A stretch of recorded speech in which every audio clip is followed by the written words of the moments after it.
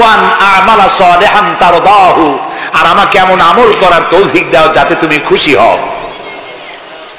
ওয়াদখিলনি বিরহমাতিকা ফি ইবাদিকা সালিহিন, আর আল্লাহ আমাকে ইবাদে সালেহের মধ্যে শামিল করে দাও। সুবহানাল্লাহ। প্রিয় ভাই সব, আমার মূল বক্তব্য ছিল এই সব সচ্চরিত্রবান সুপার কোয়ালিটির মানুষ আল্লাহর নবীরা মার খেলেন কেন? শুধুমাত্র দাঁত মাজা, সুরমা লাগান, দাড়ি লাগান। আমি যদি আপনাদের বলি সবাই দাড়ি রাখবেন, আপনারা কি আমার মারতে আসবেন? কেন মারবেন? আমি তো খারাপ কথা কিছু বলিনি, এই জন্য মারামারি হয় না। মারটা হইল কেন?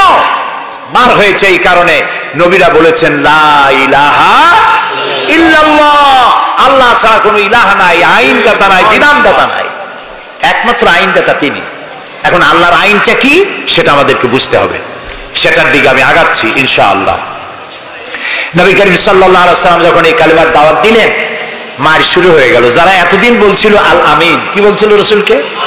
আল আমিন, তারাই এখন নবী করিম সাল্লাল্লাহু আলাইহি ওয়াসাল্লামকে পাগল বলা শুরু করলো। রসুলকে পাগল বলা হলে আঘাত লাগে কার গায়ে? আঘাত লাগে কোথায়? আল্লাহর গায়ে বলা যাবে না, আল্লাহর অস্তিত্বে আঘাত লাগে। আল্লাহ রাব্বুল আলামিন এই কাফেরদের অপবাদের জবাবে আল্লাহ তাআলা প্রতিবাদ করলেন। তিনি বললেন ওয়ামা সাহিবুকুম বিমাজনুন, তোমাদের সাথী পাগল নয়, তোমাদের সাথী বললেন আল্লাহ তাআলা। কেন?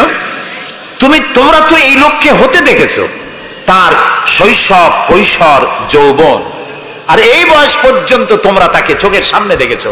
পাগলামির কি দেখলে তোমরা তার ভেতরে? কেন পাগল বলো? তিনি পাগল নন, তিনি শায়ের নন, তিনি জাদুকর নন, তিনি গণক নন, তিনি আমার নবী। প্রিয় ভাই সব, মুসলমানেরা মার খাচ্ছে, পালিয়ে বেড়াচ্ছে। বুখারী শরীফে এসেছে ওয়ান খাব্বাব বিন আল-আরিত রাদিয়াল্লাহু তাআলা আনহু আন্নাহু قال শাকাউনা ইলা রাসূলিল্লাহি সাল্লাল্লাহু আলাইহি ওয়াসাল্লাম ওয়া হুয়া মুতাওয়াসসাদুন বুরদাতুন লাহু ফি জিল্লিল কাবা। হযরতে খাব্বাব বলেন, আমরা অত্যাচারিত হয়ে একদিন নবী করিম সাল্লাল্লাহু আলাইহি ওয়াসাল্লামের কাছে গেলাম, যে দেখতে পেলাম তিনি কাবা শরীফের ছায়ায় চাদর মুড়ি দিয়ে আরাম ফরমাচ্ছেন। আমরা কাছে গিয়ে বললাম আলা তাদুলানা আলা তাস্তানসিরুলানা ইয়া রাসূলুল্লাহ, হে রাসূল। মাই খেতে খেতে আমরা শেষ হয়ে গেলাম। আমাদের মুসলমানদের উপরে আগুন চাপা দেওয়া হচ্ছে, পাথর চাপা দেওয়া হচ্ছে, বেলালকে উটের পায়ের রশিতে বেঁধে উট তাড়ানো হচ্ছে। ক্ষুধার জ্বালায় শেষ হয়ে গেলাম, ঘুমাইতে দেয় না, মাইরে অস্থির হয়ে গেলাম। হে রাসূল, আপনি কি আল্লাহর কাছে আমাদের জন্য দোয়া করবেন না?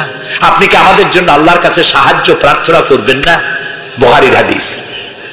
রাসূলুল্লাহ উঠে বসলেন, বললেন ও খাব্বাব, তোমাদের আগে এই পৃথিবীতে যারা এসেছিলেন সেই সমাজের সমাজপতিরা কলেমার দাওয়াত দেওয়ার অপরাধে তাদেরকে ধরতো। ফায়ুখাজুর রাজুলু ফায়ুহফারু লাহু ফিল আরদ, তারা তাদেরকে ধরতো আর তাদের জন্য গর্ত খনন করত। ফায়ুজালু ফিহা, এরপরে সেই গর্তের ভিতরে তাকে কোমর পর্যন্ত গেড়ে দিত। সুম্মা ইউতাবিল মানশার, এরপরে করাত আনা হতো। ফায়ুদাউ আলা রাসিহি, এরপরে করাত তার মাথার উপরে রাখা হতো। ফায়ুজালু নিসফাইন, এরপরে করাত দিয়ে চিরে জীবন্ত মানুষকে দুই টুকরা করে ফেলে দেওয়া হতো। মা ইয়াসুদ্দুহু যালিকা আন দীনি, এত বড় অত্যাচারের পরেও সে যুগের একজন মুসলমানকেও আল্লাহর দ্বীনের পথ থেকে এক চুলও তারা সরাতে পারে নাই। রাসূলুল্লাহ বলছেন ওয়াল্লাহি ওয়াল্লাহি, ও খাব্বাব, আমি আল্লাহর নামে কসম করছি। কে বলছেন? রাসূলুল্লাহ কসম করছেন, আমি আল্লাহর নামে শপথ করছি, লা ইউতাম্মান্নাল্লাহু হাযাল আমরা হাত্তা ইয়াসিরুর রাকিবু মিন সানা ইলা হাদারামাউত। সেদিন বেশি দূরে নয়, যেদিন ইয়েমেনের রাজধানী সানা থেকে সুন্দরী যুবতী নারীরা তাদের যৌবনের পসরা নিয়ে সওদাগারেরা তাদের সম্পদ নিয়ে সানা থেকে রওনা করে সহস্র মাইল পাড়ি দিয়ে সৌদি আরবের হাজরামাউত পর্যন্ত পৌঁছে যাবে রাত এবং দিনে পায়ে হেঁটে। লা ইয়াখাফু ইল্লাল্লাহ, আল্লাহ ছাড়া কোনো ভয় তাদের অন্তঃকরণে থাকবে না। আবু যুবা আলা গানামি, তবে হ্যাঁ এটা ঠিক, লা ইয়াখাফু ইল্লাল্লাহ যদি বলা হয় আর কিছু না বলা হয় তাহলে তো বোঝা যাবে যে বাঘ এবং সিংহরও ভয় থাকবে না। নবীর কথায় কোনো ফাঁক থাকে না, আল্লাহর কথাও ফাঁক থাকে না, নবীর কথাও ফাঁক থাকে না। একজন ইলেম কালাম কম যখন ওয়াজ করতে যাইতো লক্ষ্য করতো যে সেখানে কোনো আলেম আছে নাকি। আলেম থাকলে অল্প কথা বলে শেষ করে দিত। তা আলেম আছে কিনা এটা পরীক্ষা করার জন্য বলছে যে ভাইয়েরা আমি আজকে একটা পাতা আর ওয়াজ করব, একটা পাতা, এবং তার ব্যাখ্যা এবং বিশ্লেষণ আমি আপনাদের সামনে আলোচনা করতে চাই। জনগণ বলে আমরাও শুনতেই চাই, বলুন পাতার ব্যাখ্যা কি। তিনি বলছেন এমন একটি পাতা, এটি যদি মাটিতে পড়ে বাঘ হয়ে যায়, আর যদি পানিতে পড়ে কুমির হয়ে যায়। একজন দাঁড়ায় বলল, হুজুর বুঝলাম এই পাতার ফজিলত এমন, মাটিতে পড়লে বাঘ হয়, পানিতে পড়লে কুমির হয়, কিন্তু পাতাটি যদি অর্ধেক মাটিতে অর্ধেক পানিতে পড়ে তাহলে কি হবে? উনি বুঝলেন যে এখানে তো আলেম আছে, কাজী আমার ওয়াজ এখানে শেষ করি। ও আখিরি দাওয়ানা আলহামদুলিল্লাহি রাব্বিল আলামিন। কথার মধ্যে ফাঁক থাকলে এরকম হয়, কিন্তু আল্লাহর কথা নবীর কথায় কোনো ফাঁক নাই। লা ইয়াখাফু ইল্লাল্লাহ, আল্লাহ ছাড়া কোনো ভয় থাকবে না। কিন্তু গরু ছাগল ভেড়া নিয়ে যাইতে গেলে যদি জঙ্গলের বাঘ আক্রমণ করে সে ভয় কি থাকবে না? আল্লাহ রাসূল ব্যাখ্যায় বলছেন লা ইয়াখাফু ইল্লাল্লাহ আবে যুবা আলা গানামি, তবে তোমার ঘোড়া, তোমার সাথের ভেড়া, ছাগল, পশু যদি থাকে তো তার উপরে বাঘের আক্রমণ এ ভয় থাকতে পারে, কিন্তু সম্পদ হরণ, সতীত্ব হরণ, জীবন হরণের কোনো ভয় থাকবে না, এমন সমাজ কায়েম হবে। লা ইয়াখাফু ইল্লাল্লাহ ওয়ালাকিন্নাকুম তাস্তাজিলুন, তবে তোমরা খুব তাড়াহুড়ো করছো, একটু সহ্য করো, একটু ধৈর্য ধরো। নবী করিম সাল্লাল্লাহু আলাইহি সাল্লাম একটি সুন্দর সমাজ উপহার দিলেন। আমি ইতিহাস থেকে আপনাকে শোনাতে চাই। রাসূলুল্লাহ ইন্তেকাল করেছেন, ঐতিহাসিকরা লিখছেন মদিনার এক যুবতী নারী কি সমাজ কায়েম করে গেল শোনেন। রাসূলুল্লাহ ইন্তেকাল করেছেন, ঐতিহাসিকরা লিখছেন সেই সমাজের একটি যুবতী নারী মদিনা থেকে কোন এক আত্মীয়র বাড়ি বেড়াতে রওনা করেছেন। যেতে যেতে আত্মীয়র বাড়ি পৌঁছবার আগেই সন্ধ্যা হয়ে গেল। মনে মনে ভাবলো এখন যদি আমি কোনো পরপুরুষের সামনে পড়ি তাহলে তো আমার সতীত্ব যাবে, অলঙ্কারাদিও যাবে, সারা জীবনের লালিত সম্পদ নষ্ট হয়ে যাবে। খুব ভীত সন্ত্রস্ত পদে এগোচ্ছে, আর বাঘ দেখা হরিণীর মতো তার চোখ এদিক ওদিক তাকাচ্ছে আর হাঁটতেছে। হঠাৎ দেখে দূর থেকে তার দিকেই এগিয়ে আসছে এক যৌবন ভরা এক যুবক। যুবককে কাছে আসতে দেখে যুবতী নিজের লালিত সম্পদ, সতীত্ব আর অলঙ্কার আদি হারাবার ভয়ে মাটির উপরে বসে পড়েছে, তার রুহু গলার কাছে এসে গেছে। ঐতিহাসিকরা লিখছেন যুবকটি যুবতীর কাছে এসে দাঁড়িয়েছে। যুবতী মহিলার চোখের উপরে চোখ রেখে যুবক ছেলে বলছে, মা আমাকে দিয়ে তোমার কোনো অনিষ্ট হবে না, তুমি কোথায় যাবে আমাকে বলো, আমি পাহারা দিয়ে তোমার গন্তব্যে পৌঁছে দেব। আমার পরিচয় শোনো, আমি মুসলমান। সুবহানাল্লাহ। রাসূলুল্লাহ এই মুসলমান বানিয়েছিলেন, এই সমাজ বানিয়েছিলেন। তাই আমি আফসোস করে বলি, মরা মানুষ জিন্দা হওয়ার কোন সুন্নত যদি থাকতো, আর একজন সাহাবী যদি আর জিন্দা হতেন আর আমাদেরকে যদি দেখতেন, তাহলে চিৎকার দিয়ে বলতেন আল্লাহর কসম, রাসূলুল্লাহ দান্দার মোবারক শহীদ করে সাহাবীরা জীবন দিয়ে যে মুসলমান বানিয়ে রেখে গিয়েছিলেন, আল্লাহর কসম এগুলো সেই মুসলমান না। আমাদের চরিত্র এই পর্যায়ে পৌঁছে গেছে। রাসূলুল্লাহ সাল্লাল্লাহু আলাইহি ওয়াসাল্লাম ইসলাম দিয়ে মানুষকে একটি সুন্দর সমাজ দিয়েছেন। ইসলাম মানে শান্তি। বলেন তো ইসলাম মানে কি? বলেন না, অর্থ কি? শান্তি। তবে শর্ত সাপেক্ষে, যারা আনুগত্য করবে তাদের জন্য শান্তি। আমরা একজন আর একজনের সঙ্গে দেখা হলে কি বলি? আসসালামু আলাইকুম। যারা প্রত্যেক দিন প্রতি মুহূর্তে একজন আর একজনকে সালাম দেয়, সেই জাতি কোনোদিন সন্ত্রাসী হতে পারে? আসসালামু আলাইকুম, আপনি বললেন ওয়ালাইকুম আসসালাম। নবী করিম সাল্লাল্লাহু আলাইহি ওয়াসাল্লাম বলেছেন আফশুস সালাম ওয়া আতইমুত তুআম ওয়া সাল্লু আন-নাসু বিন-নিয়াম তাদখুলুল জান্নাতা বিস-সালাম। তিনটি কথা। কয়টি কথা শুনতেছেন আপনারা? এক নম্বর হচ্ছে সালাম বিনিময় করো বেশি করে। রাসূলুল্লাহ বলছেন একটা গাছের এপাশে বসে দেখা হয়েছিল, সালাম দাও। গাছটা ঘুরে আসছে, লোকটা আবার সালাম দাও। আমাদের দেশে অভ্যাস নাই, সব বসেরা চায় আমার অধীনস্থ লোকেরা আমারে সালাম দিক। রাসূলুল্লাহ তার স্ত্রীকে সালাম দিতেন। এমনকি রাস্তা দিয়ে যাওয়ার সময় বাচ্চা পোলাপান খেলাধুলা করছে, তাদেরকে তিনি সালাম দিতেন। আমরা কি দেই? আমরা দেই না। হুজুররা মনে করেন মুরিদরা আমারে দেবে, মন্ত্রী মনে করে অন্যরা আমারে দেবে, এসপি মনে করে পুলিশ আমারে দেবে। কিন্তু সালাম যিনি আগে দেবেন তিনি অহংকার মুক্ত। সুবহানাল্লাহ। এবং এই সালাম অন্যরা বলে কি সুপ্রভাত, গুড মর্নিং, গুড ইভিনিং, শুভ সন্ধ্যা, শুভরাত্রি। এটার ব্যাখ্যা কি? সকালবেলায় 280 মাইল স্পিডে ঝোড়ো হাওয়া প্রবাহিত হচ্ছে, 30 ফিট উঁচু হয়ে জলোচ্ছ্বাস হচ্ছে, মানুষ মরতেছে, বাড়ির টিন উড়ে যাচ্ছে। সকালবেলা কেউ যদি যায় বলে গুড মর্নিং, থাপড়ায় দাঁত ফালাই দেবে না? বেটা এর সাইতে ব্যাড মর্নিং তো কখনো আসে নাই। রাতের বেলায় মা মারা গেছে, তার বাড়ি গিয়ে বলছে গুড নাইট। কেমন লাগবে কোন? সুতরাং ইসলামের বিষয়টাই মোর সায়েন্টিফিক। সুখে দুঃখে, বিপদে আপদে, সুখে শান্তিতে, রাতে দিনে, সকালে সন্ধ্যায় যখন দেখা হচ্ছে একজন আরেকজনকে সালাম দেয়। আসসালামু আলাইকুম। পয়সা লাগতেছে? কথা না কইলে বুঝবো কি? বিনা পয়সায় আল্লাহ তোমার উপরে শান্তি দিক, রহমত দিক। আপনি আরো বেশি করে কোন ওয়ালাইকুম আসসালাম ওয়া রাহমাতুল্লাহি ওয়া বারাকাতুহু ওয়া মাগফিরাতুহু। তারপরে কি করে? হাত দেন। কিছু কিছু লোক আছে হাত মুঠে ছোঁয়ায়, সবটা দিতে চায় না।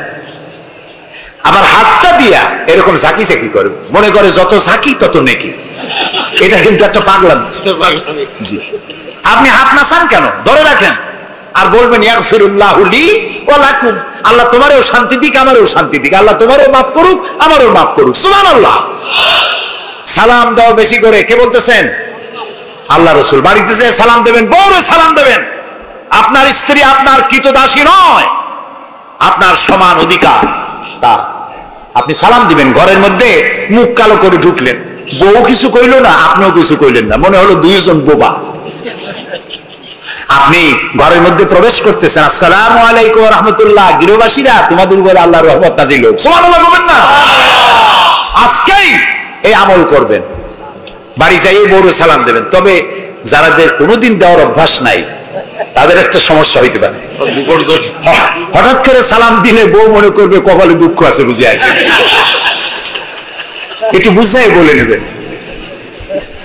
তবে আজকের থেকে সালাম শুরু হবে, ঠিক আছে না ভাই? আজকের থেকে শুরু হবে।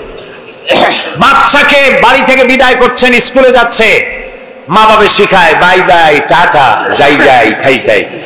এটা কথা হলো? বাচ্চা বিদায় হচ্ছে, বাচ্চার মাথায় হাত দিয়ে বলেন ফি আমানিল্লাহ, তোমারে আমি আল্লাহর আমানতে ছেড়ে দিলাম। সুবহানাল্লাহ। কিসের বাই বাই চাই চাই? আমরা মুসলমান, এই মুসলিম ট্র্যাডিশন, মুসলিম কালচার বাঁচায় রাখতে হবে যে কোনো মূল্যে। ছেলেদের নাম রাখতে গিয়ে মন্টু, বল্টু, সেন্টু, ডবলু, আকাশ খাতুন, বাতাস বেগম, একটা নাম হইল। আচ্ছা ভাই, আপনি লক্ষ্য করেন তো, পৃথিবীতে কোন ইতিহাস সৃষ্টিকারী মানুষ বল্টু আর মন্টু জাতীয় নাম আছে? পৃথিবীর কোন আলেম, হযরত মাওলানা বল্টু সাহেব এখন ওয়াজ করবেন? এই যে মাজার দেখতে পান, ইনি হচ্ছেন হযরত পীরে বুজুর্গ খানানে খানান সিরাজুস সালিকিন মিসবাহুল আরিফিন হযরত মাওলানা সেন্টু রহমাতুল্লাহ আলাইহির মাজার আছে? এরকম নাই। আপনি নাম যত খারাপ রাখবেন, আপনার সন্তান গুন্ডা হবে, বদমাশ হবে, চাঁদাবাজ হবে, জিনাকার হবে। নাম রাখবেন মুসলমানি নাম, ভালো ভালো নাম, আরবি নাম। আলেমদের কাছে জিজ্ঞাসা করে নাম রাখবেন যে এই নামটা কি রাখবো আর নামের অর্থটা কি। আন্দাজে আবার নাম রেখেন না। কুয়েত এয়ারপোর্টে একদিন বাংলাদেশের একজনের পাসপোর্ট দেখে পুলিশেরা হাসাহাসি করতেছে। কারণ কি? কারণ হলো পাসপোর্টধারী যিনি, তার নাম হলো জামাল মিয়া, আর পিতার নাম হলো তরিক মিয়া। জামাল শব্দের অর্থ হচ্ছে উট, আর জামাল মিমে আলেফ দিয়ে যদি হয় তাহলে হয় সৌন্দর্য। এখন জামাল মানে উট, মিয়া মানে 100, ওর নাম 100 উট। আর তরিক মানে রাস্তা, মিয়া মানে 100, ওর নাম 100 উট আর ওর বাপের নাম 100 রাস্তা। 100 রাস্তার ছেলে 100 উট। তা খালি আরবি রাখলে তো হবে না, নামে আরবির অর্থ কি?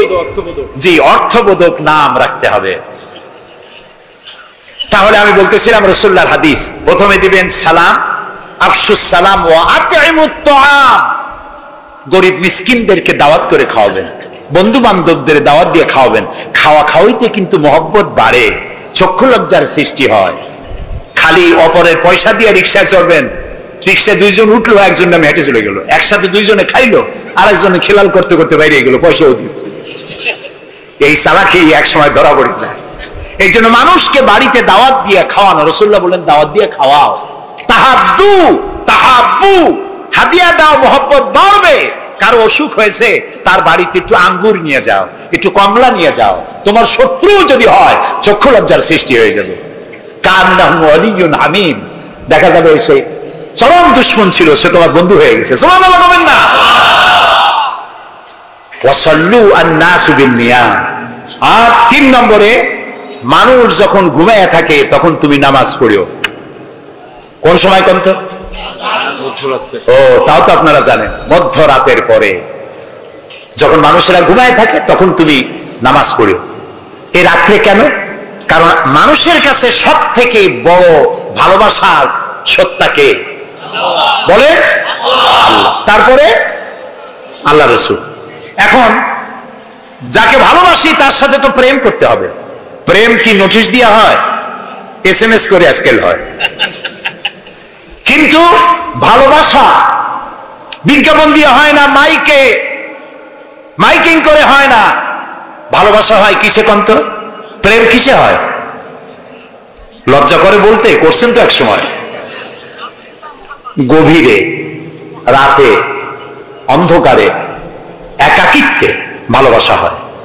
তো মানুষের সবচাইতে প্রিয় হচ্ছেন আল্লাহ তাআলা, প্রিয়তম। এর থেকে প্রিয় আর মুসলমানদের জন্য কেউ হইতে পারে না। দিনের কোলাহল পূর্ণ অবস্থার ভেতর দিয়ে তুমি তার সঙ্গে আবেগময় কণ্ঠে কথা বলতে পারবা না, এটা আল্লাহ তাআলা জানেন। তাই আল্লাহ তাআলা বলেছেন ওয়াজআলনান নাহারা মাআশা, দিন বানাইছি রোজগার করার জন্য, কাজ করো, বসে থাকবা না। ফাইযা কুদিয়াতিস সালাত ফান্তাশিরু ফিল আরদ, নামাজ পড়া হয়ে গেছে, মসজিদে বসে থাকতে পারবা না। অফিসার, জোহরের নামাজে রক্ত হয়েছে, অফিস বন্ধ করে নামাজ পড়ো, জোহর পড়ো, সুন্নত পড়ো। নফল পড়তে পারবা না জোহরের সময়, তাসবিহ পড়তে পারবা না, কারণ এই তাসবিহ পড়ে, নফল পড়ে সময় নষ্ট করে পূর্ণ বেতন নিলে বেতন হালাল হবে না।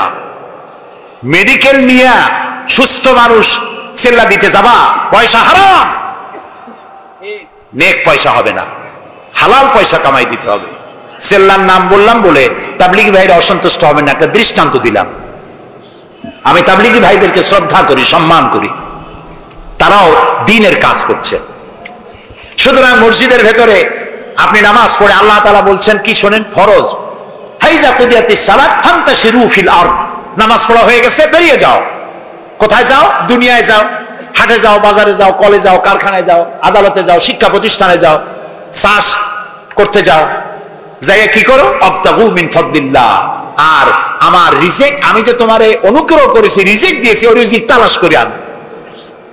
সুবহানাল্লাহ।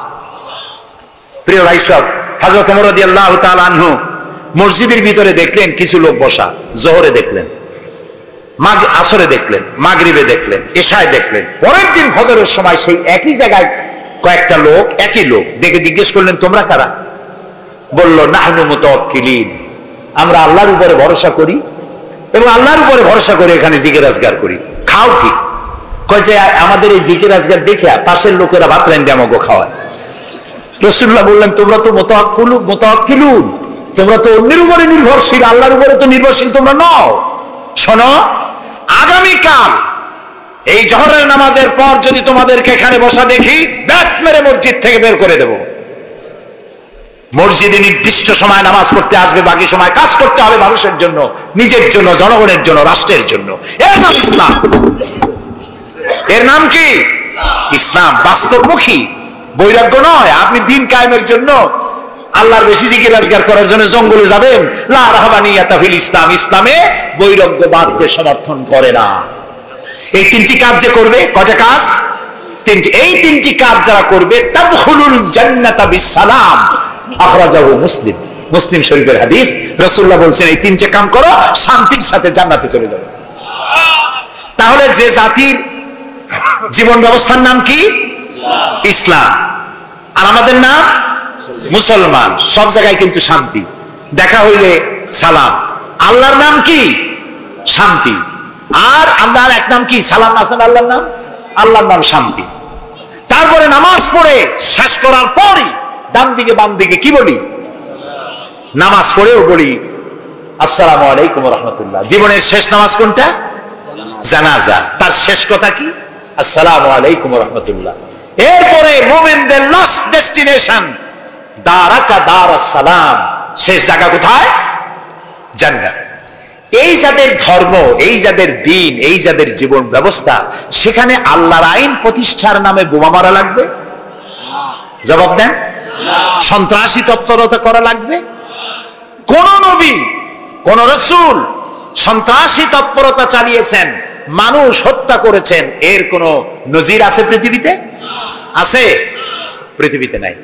আপনারা বলতে পারেন, তাহলে রাসূলুল্লাহ যুদ্ধ করছিলেন কেন? নবী করিম সাল্লাল্লাহু আলাইহি ওয়াসাল্লাম যত যুদ্ধ করেছিলেন সব ছিল ডিফেন্সিভ, আত্মরক্ষামূলক। তিনি নিজে যুদ্ধ শুরু করেছেন, এর কোন নমুনা নাই। একটি হাদিস পাওয়া যাবে না যে নবী করিম সাল্লাল্লাহু আলাইহি ওয়াসাল্লাম ক্ষমতা গ্রহণ করার পর সাহাবীদের রাতের বেলায় পাঠিয়ে দিয়েছেন, ওই গ্রাম আমার উপর ঈমান আনে নাই, বাড়ি শুদ্ধ জ্বালায় দাও, হত্যা করো, বলেছেন? সুবহানাল্লাহ। বন্দীরা এসেছে, বন্দীদেরকে তিনি শর্ত করেছেন, বন্দীদের খাবার দিয়েছেন, থাকার দিয়েছেন, আর বলেছেন কোন বন্দী যদি একটা নিরক্ষর লোককে অক্ষর জ্ঞান সম্পন্ন করাতে পারে, স্বাক্ষর দিতে পারে, এই জ্ঞানটুকুন যদি দিতে পারে, এর বিনিময়ে তাকে মুক্তি দেওয়া হবে। আজকে আমেরিকা আমাদেরকে ভদ্রতা শেখায়, বন্দীদের সাথে তোমরা কি ব্যবহার করেছো? আল গারিব কয়েকখানায় কি অসভ্য বর্বরতা তোমরা করেছো, পৃথিবীর ইতিহাসকে ম্লান করে দিয়েছো, সভ্যতার মুখে কালিমা লেপন করেছো। আল গরিব কয়েকখানার তারা কি করেছে, আমি ভাষা দিয়া ভদ্রলোকের সামনে তা উচ্চারণ করতে পারবো না।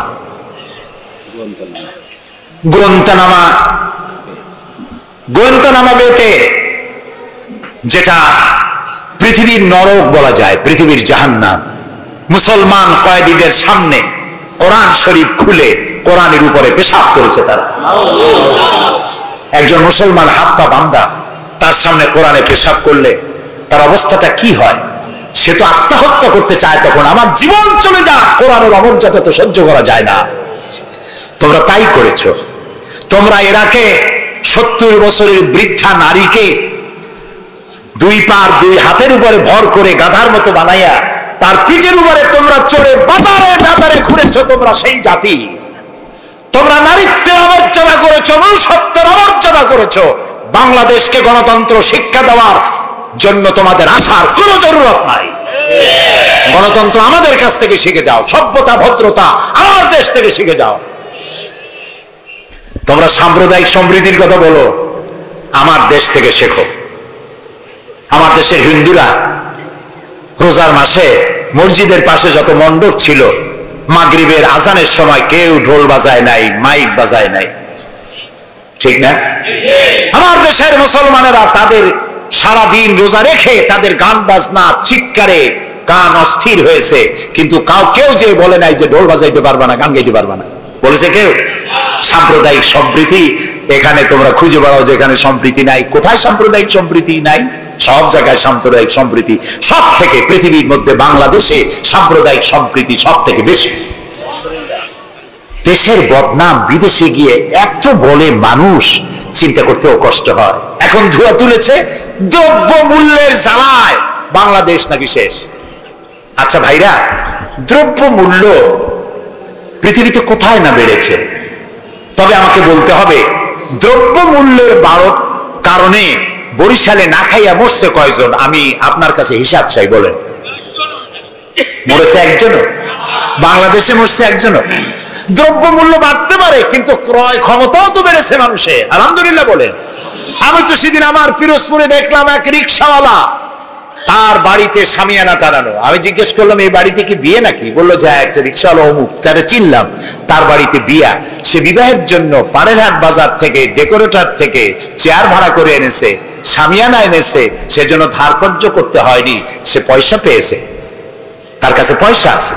বিজিডি, বিজিএফ, তারপরে বৃদ্ধ ভাতা, বয়স্ক ভাতা, এরপরে মুক্তিযোদ্ধা ভাতা, উপবৃত্তি, টিআর, কাবিখা, বিভিন্ন রকমের বিভিন্ন পদ্ধতিতে মানুষের দুয়ারে ক্রয় ক্ষমতার জন্য সরকার টাকা পৌঁছে দিয়েছে। যদি 4-5 বছর আগে সে কত পাইতো আর এখন কত পায়? সেটাই কথা।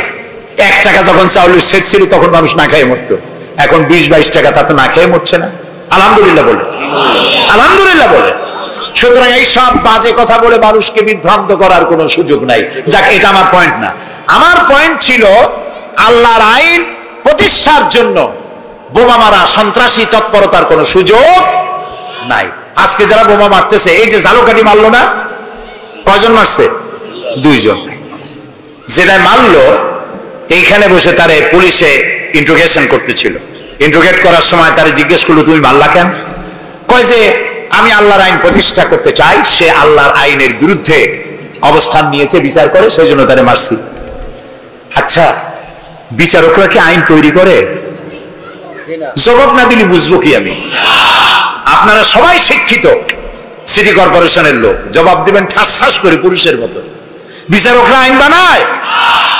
তৈরি করা আইনের উপরে তারা ডিসিশন দেন। এই যে আইনজীবী 2 জন 2 পাশে আমার বসে আছে, ওনারা যে পার্লামেন্টের মেম্বার, আদালতে এই জন্য এমপি কো দেখায় দেয়। জি, তো এই যে 2 জন আইনজীবী বসে আছেন আমার পাশে, ওনারা প্রতিষ্ঠিত আইনের উপরে ওনারা আর্গুমেন্ট করেন। আমার দেশে যত আইন আছে, সিভিল ল যেটা, সেখানে তো ইসলামী আইন আছে, আছে না বলুন কেন? আন্দাজে সিভিল লর মধ্যে আছে, ক্রিমিনাল লর মধ্যে কিছুটা নাই, কিন্তু সিভিল লর মধ্যে আছে। মুসলিম পারিবারিক আইন, এটা তো আছেই। সুতরাং বিচারক মারা, আইনজীবী মারা। এরপর বললো, আচ্ছা তুমি যদি এখন মরো, কয় যে আমি তো শহীদ হয়ে যাবো। আরে উল্লুক, তুমি শহীদ হবা কেমনে? তুমি তো মানুষ খুন করে আসছো, তোর তো জাহান্নামে যাওয়া লাগবে। চট্টগ্রামে যে মারলো, মা বোমা মারতে গিয়ে 2টা হাত গেছে, 2টা পা চলে গেছে। তারপরে তাকে হসপিটালে নেওয়া হয়েছে, পানি চাইছে, এক নার্স পানি দিয়েছে বাম হাত দিয়ে। সে কয় যে বাম হাতে পানি খাবো না। তুই মুসলমান? কয় যে নার্স বলছে আমি মুসলমান। বাম হাত দিয়ে পানি দিলা কেন? আমি তো মুসলমান, ডানের দিয়ে পানি দাও। আমি শুনে পরে এক বক্তৃতা বললাম, আসছে মানুষ খুন করিয়া, ও এখন বাম হাত আর ডাইন হাত তালাশ করে। একজনের নাকি মোষ ছিল খুব বড়, আছেন এরকম কিছু মোষওয়ালা, বড় মোষ, ঠোঁট ঠোঁট ঢাকা। কিছু কবি, বুদ্ধিজীবী, এরা কোন রকম বুদ্ধিজীবী হইতে চাইলে এরকম একটু মোষ টোষ বড় থাকা লাগে, চুল টুল 5-6 মাস কামায় না, এরকম একটা অবস্থা। আর মাথাটা ইন্টারন্যাশনাল এয়ারপোর্ট, চুল টুল নাই, স্টেডিয়ামের মতো, চতুর্দিকে কিছু দর্শক আছে, মাঝখানে খালি। তো এইরকমের একজন মোষওয়ালা, ঘন মোষ, এত বেশি মোষ যে টর্চ মারিয়াও বোঝা যায় না যে লোকটা হাসে না কান্দে। ওই রকম এক মোষওয়ালা লোকের মদ খাওয়ার অভ্যাস ছিল। মদের গ্লাস বাম হাতে, আর ডান হাত দিয়ে মোষগুলো উঁচু করিয়া বাম হাত দিয়ে মদ খাইতেছে বহুত কষ্ট করে। একজন জিজ্ঞেস করলো, ভাই তুমি মদ খাওয়াতে এত কষ্ট করতেছো কেন? ঢকঢক করে গিললেই তো হয়, মোষগুলো উঁচু করে নেছো। কয় যে ভাই, হযরত ওলামায়ে কেরামের মুখে শুনছি, পানি টানি কিছু খাইতে গেলে মোষ লাগলেন মাকরুহ হয়। ও খাইতেছে মদ, ও মানুষ খুন করে আসছে, আর ও বলতেছে যে আমি বাম হাতের পানি খাবো না। বেটা তুই জাহান্নামে যাবি। আল্লাহ তাআলা বলেছেন, ওমাই ইয়াকতুল মুমিনান মুতাআম্মিদান ফাজাযাউহু জাহান্নাম খালিদান ফিহা ওয়া গাদাবাল্লাহু আলাইহি ওয়া লানাহু ওয়া আ'আদ্দা লাহু আযাবান আযীমা। আল্লাহ তাআলা বলেছেন, যে ব্যক্তি কোন মানুষ হত্যা করে, মুমিন হত্যা করে ইচ্ছে করে, তার একমাত্র শাস্তি হলো জাহান্নাম। কে বলতেছে? আল্লাহ তাআলা। জাহান্নাম, এবং আল্লাহ লানত, এবং চিরকাল সে জাহান্নামে থাকবে।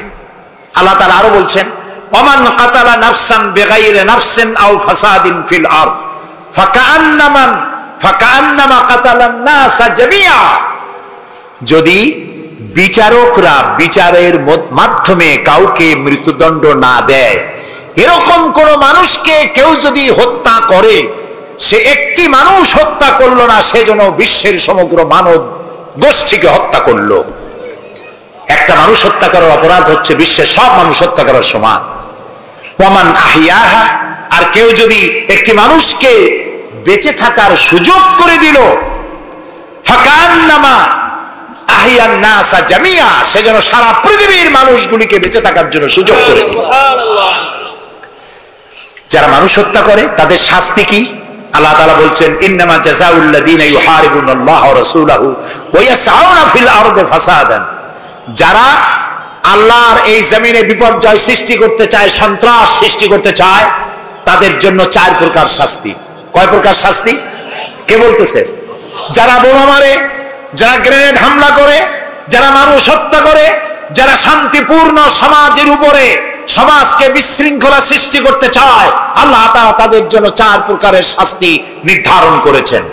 আইয়ুকাত্তালু, তাদেরকে হত্যা করো, আও ইউসাল্লাবু, অথবা তাদেরকে শুল দণ্ডে দিয়ে দাও, আও তুকাত্তা আইদিয়াহুম ওয়া আরজুলিহিম, অথবা তাদের ডান হাত আর বাম হাত উল্টা কেটে দাও। হয় প্রথমে ডান, পরে বাম পা, বাম হাত ডান পা, একটার উল্টা আর একটা কাটো। চতুর্থ, আও ইয়ানফাউ মিনাল আরদ, অথবা দেশ থেকে বহিষ্কার করে দাও।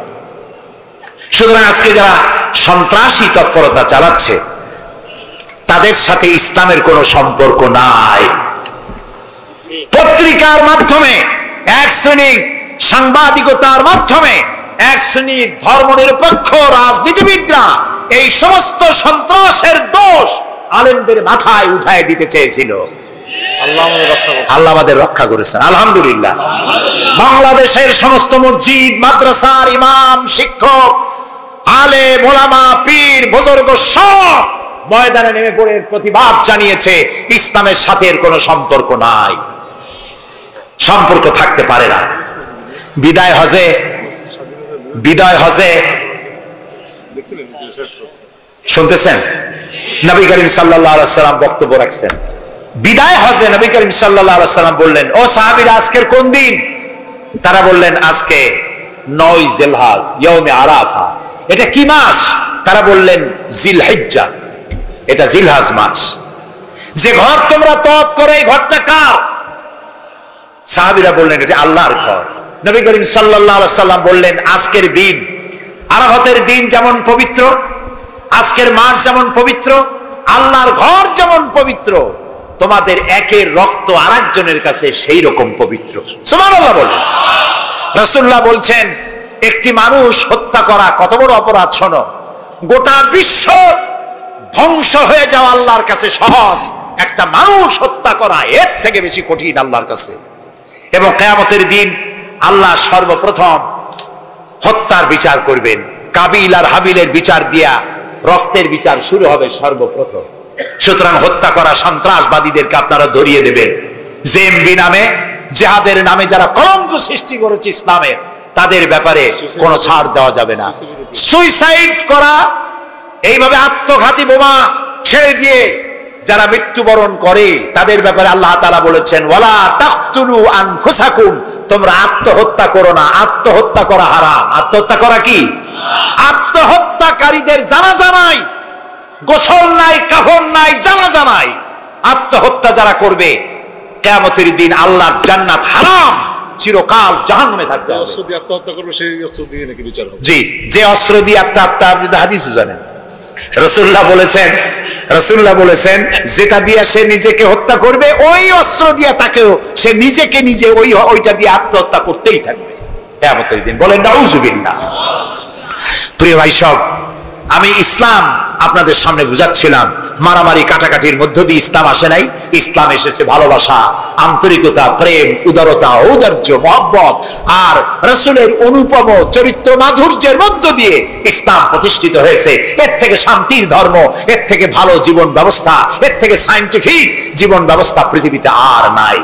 এই ইসলাম এর মধ্যে আল্লাহ আমাদেরকে পয়দা করেছেন, বলি আলহামদুলিল্লাহ। আজ আর বলবো না, বাকি কথা বলবো আগামীকাল ইনশাআল্লাহ।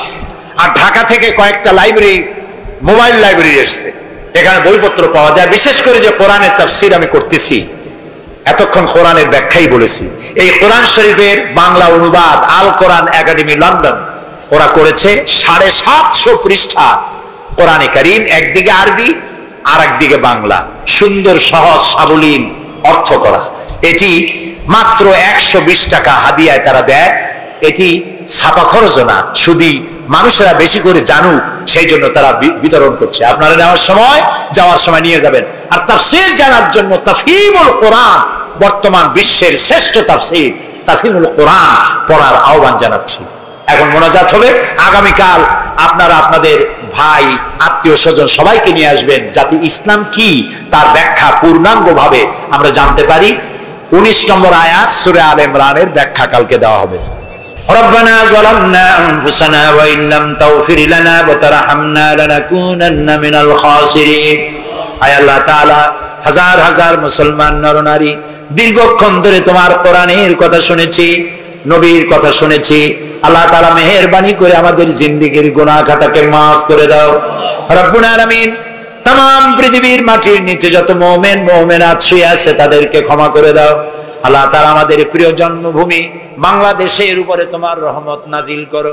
হায় আল্লাহ তাআলা, এই দেশে শান্তি, শৃঙ্খলা, সমৃদ্ধি, এদেশের গণতন্ত্র, এদেশের সাম্প্রদায়িক সম্প্রীতি, এদেশের অখণ্ডত্ব, অস্তিত্ব কিয়ামত পর্যন্ত তুমি অক্ষুণ্ণ রাখো আল্লাহ। এই দেশে যারা বিশৃঙ্খলা সৃষ্টি করতে চায়, নৈরাজ্য সৃষ্টি করতে চায়, আল্লাহ তাআলা এখানে যারা সন্ত্রাসী তৎপরতা চালাতে চায়, তাদের হেদায়েত করো, তাদের হেদায়েত করো।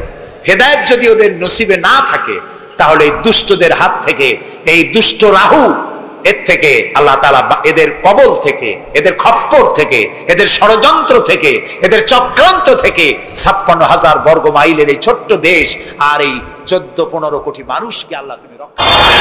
আমার বন্ধুগণ, ইসলামী বিপ্লবীর দাওয়াতের পর্যায়ে মক্কি জিন্দেগিতে যখন সূরাগুলি রাসূলের আসতে ছিল, সেই সময় আল্লাহ রাব্বুল আলামিন বলেছেন ওয়া হাদাইনাহুন নাজদাইন।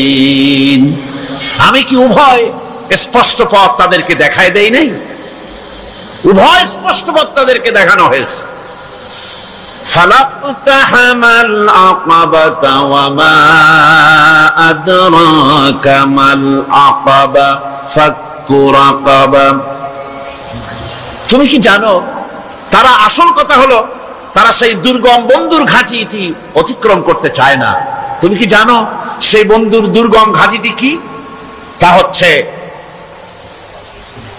শৃঙ্খল বন্দী দশা থেকে মানুষদেরকে মুক্ত করে দেওয়া। আর আও ইতআমুন ফি ইয়াউমিন যী মাসগাবা ইয়াতীমান যা মাকরাবা আও মিসকিনান যা মাতরাবা। উপবাসের দিনে নিকটবর্তী এতিম দুঃখীকে খেতে দেওয়া, আর ধুলামলিন মিসকিন যারা আছে তাদেরকে খেতে দেওয়া।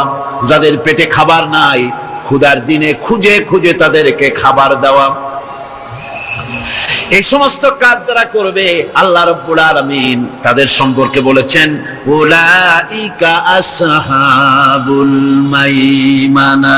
কিয়ামতের দিন এদের ডান হাতে আল্লাহ রাব্বুল আলামিন আমলনামা দান করবেন। জোরে বলেন সুবহানাল্লাহ। আমলনামা বেঈমান যারা তাদের হাতে আসবে, তাদের কোন হাতে আসবে? বাম হাতে। আর আমলনামা ডান হাতে আসবে কাদের? এই সমস্ত লোকদের যারা এতিমকে, মিসকিনকে যারা খেতে দিয়েছে।